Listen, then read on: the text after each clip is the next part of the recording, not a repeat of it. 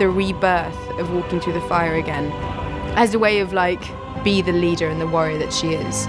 I spent a good amount of time digging into this, and the deeper I went, the more I realized how badly most people have misread this piece of lore. When House of the Dragon showed us King Aegon II Targaryen getting horrifically burned by Vhagar's Dragonfire, his own family's dragon, the internet lost its mind. And for good reason, because most of us had spent years watching Daenerys Targaryen walk through fire, stand in burning buildings, and emerge completely untouched. So which is it? Are Targaryens fireproof or not? I went through the books, the shows, and George R.R. Martin's own words, and what I found is not a plot hole. It is one of the most carefully constructed pieces of magical storytelling in the entire franchise. The myth that Targaryens are immune to fire. Let me start with the most common misconception in this entire fandom. A huge number of people, and I genuinely do not blame them, believe that Targaryen blood makes you fireproof. The logic seems reasonable on the surface. Their house words are fire and blood. They come from old Valyria, a civilization that bred dragons, rode them, and built an empire on Dragonfire. So it feels natural to assume that centuries of dragon bonding gave them some kind of biological resistance. But this is wrong, and George R.R. Martin has been correcting this misconception since 1999. In an online chat on eventhorizon.com that same year, a fan asked Martin directly whether Targaryens become immune to fire once they bond with their dragons. His response was unambiguous. Targaryens are not immune to fire. The birth of Dany's dragons was unique, magical, wondrous, a miracle. She is called the Unburnt because she walked into the flames and lived. But her brother sure as hell wasn't immune to that molten gold. That is not a fan theory. That is not a showrunner's interpretation. That is the author of A Song of Ice and Fire writing in all capitals. And yet, decades later, the myth persists. Because Game of Thrones showed us Daenerys walking through fire so many times that audiences started treating it as a universal Targaryen trait. It is not. It never was, and the history of Westeros is full of Targaryens who burned and died. Viserys Targaryen, the very first proof. The clearest and earliest piece of evidence is sitting right there in Game of Thrones Season 1, and most people walked right past it. Viserys Targaryen,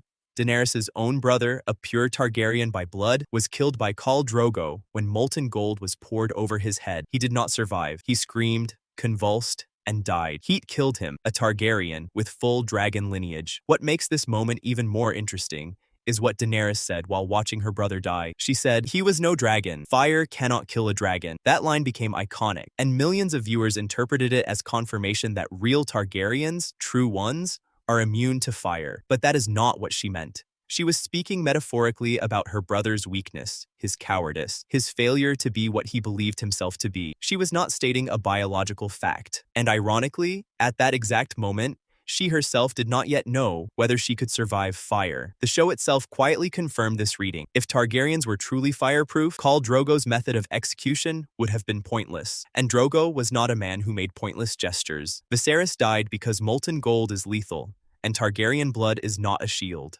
Rhaenyra Targaryen, the queen who burned the story of Rhaenyra Targaryen in House of the Dragon, is the central tragedy of the entire Dance of the Dragons, the Targaryen civil war that tore the dynasty apart. She was King Viserys the first's chosen heir, the first woman ever named to inherit the Iron Throne, and a dragon rider of real power.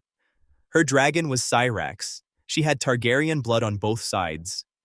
At the end of the Dance of the Dragons, Rhaenyra's position collapsed. She fled to Dragonstone hoping for sanctuary, only to find that the island had already been taken by her enemies.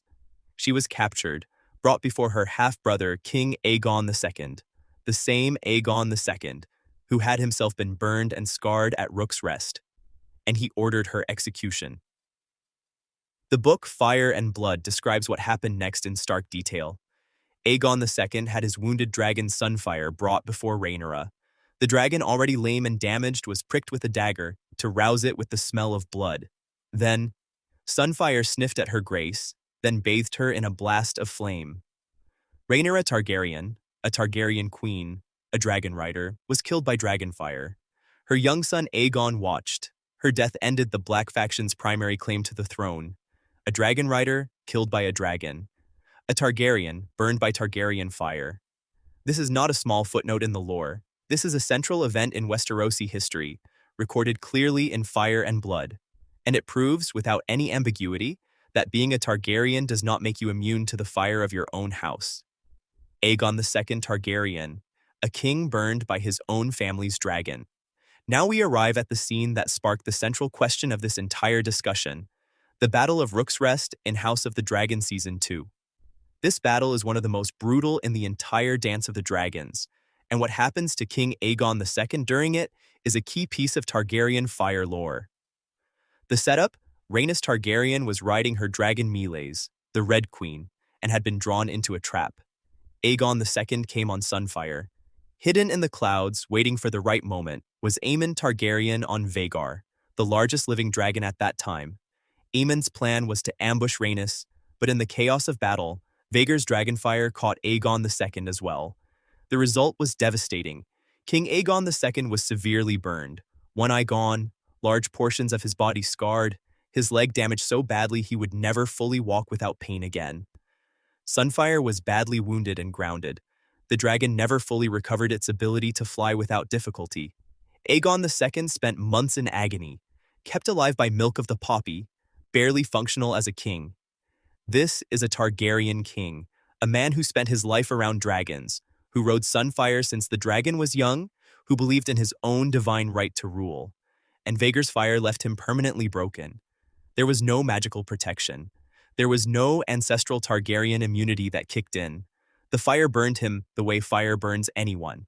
The only difference is he survived, barely, and spent the rest of his short reign as a damaged, bitter man. This is precisely what makes the contrast with Daenerys so stark. Two Targaryens, both with dragon blood, both connected to the dragon world, and yet one walked out of a fire without a single mark, and the other was broken by it for life. The reason for that difference is not genetics. It is something far more specific, far more singular, and far more extraordinary. Why Daenerys Targaryen did not burn? The real answer. This is the core of everything, and I want to be precise here, because the answer involves several layers, some confirmed, some strongly implied, and one that Martin himself has called a miracle. First, let us establish what Game of Thrones. Season 1 showed us before the pyre. Daenerys took scalding hot baths that would have severely burned any normal person. She picked up dragon eggs fresh off a brazier, without flinching, eggs that were hot enough to burn the handmaiden who touched them. This suggests that Targaryens do carry a measurably higher heat tolerance than ordinary humans. But tolerance is not immunity. Tolerance means you can endure more. It does not mean fire cannot kill you. The decisive moment was Khal Drogo's funeral pyre in the Season 1 finale. And what happened there was not simply a woman walking into fire.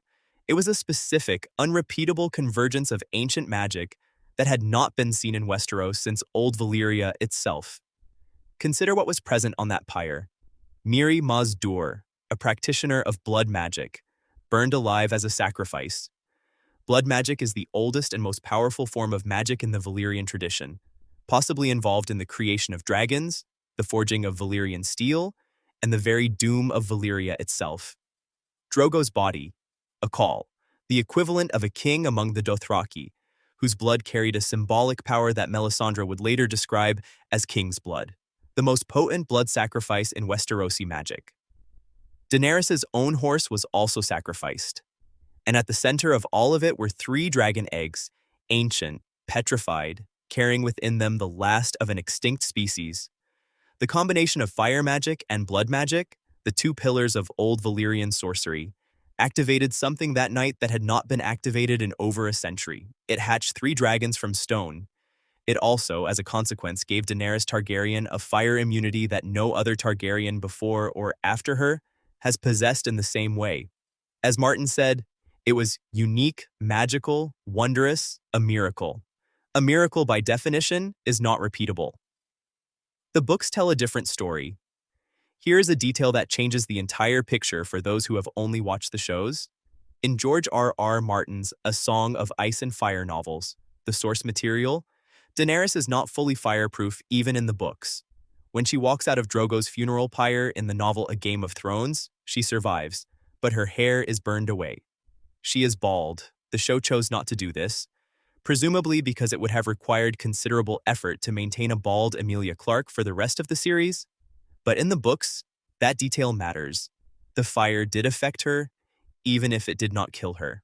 More significantly, in A Dance with Dragons, the fifth book in the series, Daenerys is in the fighting pits of Meereen when Drogon appears. During the chaos, she feels the heat of his Dragonfire. Later, when she examines herself, Martin writes her internal observation of her injuries.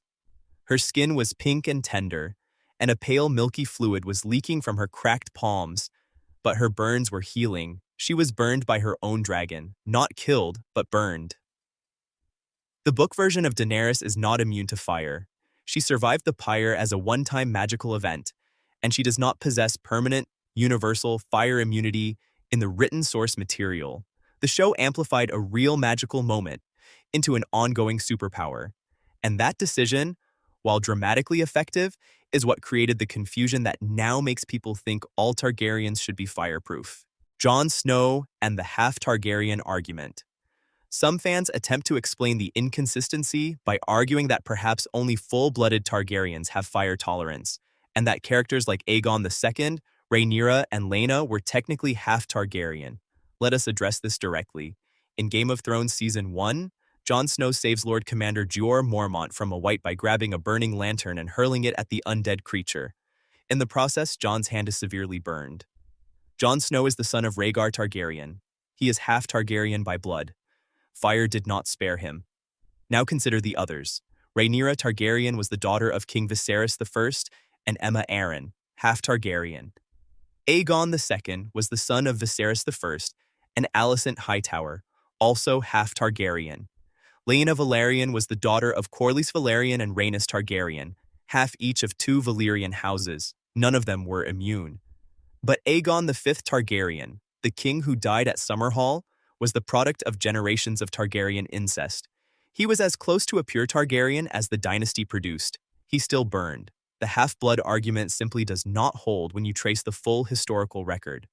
Purity of lineage is not the variable that determines fire immunity. Something else entirely was at work with Daenerys, and it happened on one specific night, under one specific set of magical conditions.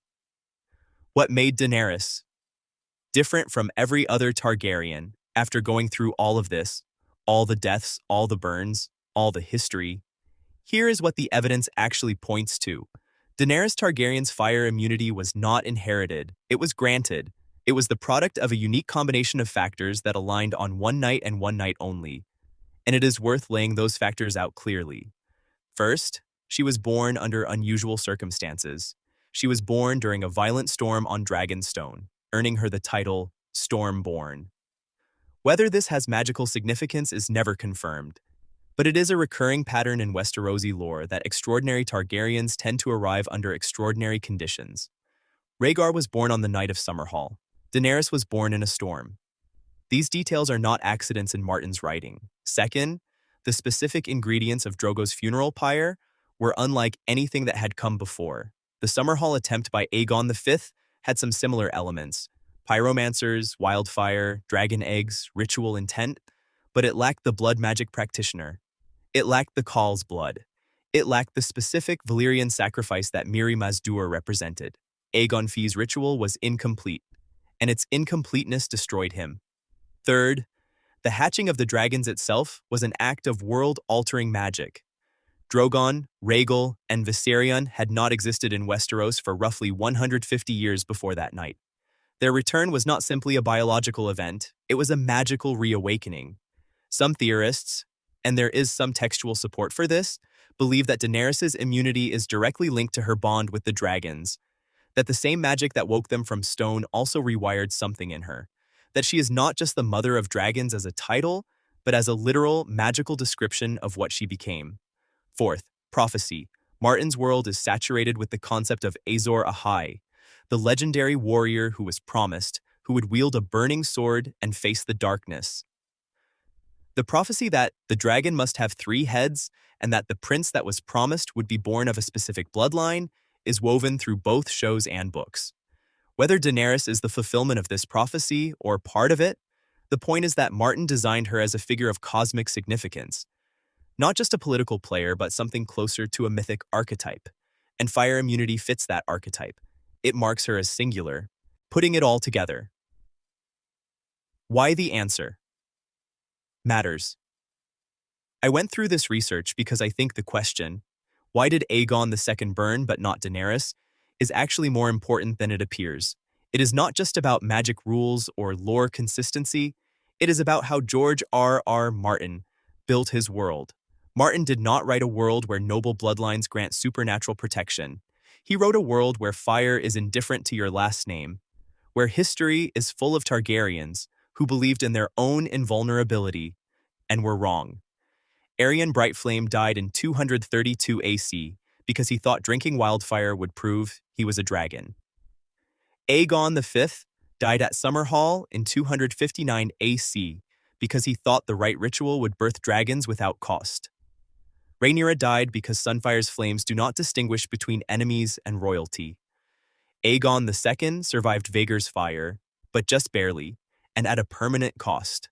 Against that entire background, Daenerys Targaryen stands alone, not because of her surname, not because of her lineage, but because of one specific night in Essos, when blood magic, fire, sacrifice, and 3 fossilized dragon eggs came together in a way that had not happened in centuries and would not happen again. Martin called it a miracle.